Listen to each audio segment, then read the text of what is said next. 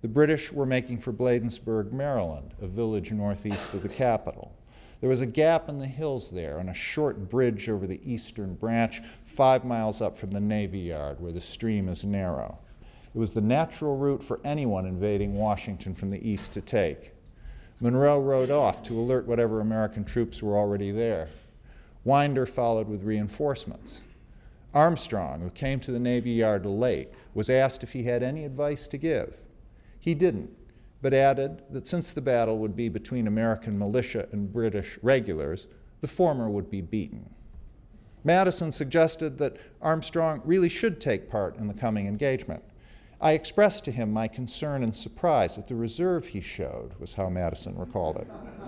Armstrong added that if Madison thought it proper, he would go off to Bladensburg too. The president borrowed a set of pistols, and since his horse suddenly went lame, a second mount, and decided to ride to Bladensburg himself with his Attorney General Richard Rush. James Madison was 63 years old. He had never heard a shot fired in anger. He was a small man, just over 5 feet tall, just over 100 pounds, and a sickly one. All his life, he was subject to what he called bilious attacks, upset stomach and bowels, and less often, attacks resembling epilepsy and suspending the intellectual functions. He had talent and energy in spades.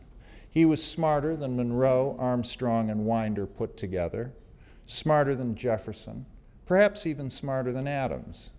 He put his mind, forget his shoulder, to the wheel, driving himself so hard that he often undermined his already not robust constitution. But he was not a warrior. The day war was declared, he'd made himself ridiculous by visiting the War and Navy departments in a little round hat and huge cockade, a rare violation of his nature. It is arguable, and some of his contemporaries argued it, Madison, said Representative John Calhoun, lacked the commanding talents, that he was not, by nature, an executive. But that morning, he was chief executive and commander-in-chief. War was 5 miles away, and he rode to meet it. He and Rush took the road which is still called Bladensburg Road, overtaking American units as they went.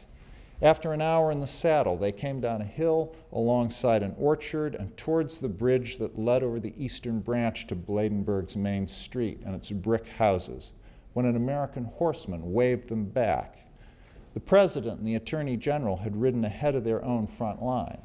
The British were already entering the town from the opposite direction. Winder, Monroe, and Armstrong were posted on the hill they had just ascended to the rear. Madison and Rush rode back toward them. It was now about 1 o'clock. There were 7,000 Americans on or near the field, a mixture of militia and regulars, plus 500 sailors who were still marching with cannon from the Navy Yard. The Americans had been arranged in 3 lines, 2 close to the Bladensburg Bridge, a third a mile further back.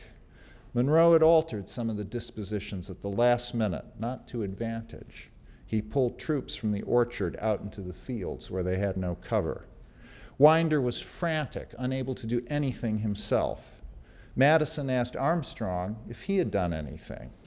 The Secretary of War answered that he had not. I remarked, wrote Madison, that he might offer some advice. Armstrong was not the only passive-aggressive personality outside Bladensburg.